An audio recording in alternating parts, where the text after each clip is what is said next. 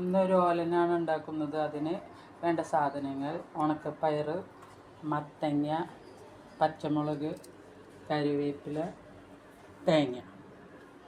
തേങ്ങാപ്പാൽ എടുക്കാൻ വേണ്ടിയിട്ട് വെച്ചിട്ട് നാളികേരപ്പം. പയർ ഞാൻ വേവിച്ചിട്ടുണ്ട്. കുക്കർ തുറന്നിട്ട് അതിൽ അരിഞ്ഞു വെച്ചിരിക്കുന്ന മത്തങ്ങയും പച്ചമുളക്, കറിവേപ്പില, വെളിച്ചെണ്ണ,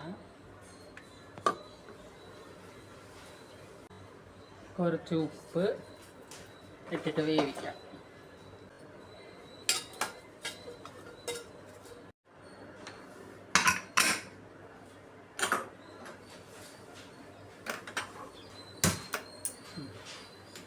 സ്റ്റീം വന്നതിന് ശേഷം തുറന്നിട്ട്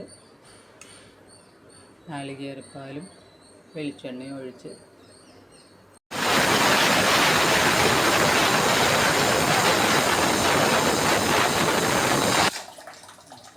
പയറും വേവിച്ചെടുത്ത് കൊണ്ടുവന്നിട്ടുണ്ട്. ഇനി അതിലേക്ക് നമ്മൾ പാലൊഴിക്കണതല്ലേ, ഇനി വേവിച്ച് വെച്ചതിലേക്ക് നമ്മൾ തേങ്ങാപ്പാൽ ചേർക്കണം. അതിന് ശേഷം അതൊന്ന് ഇളക്കണം.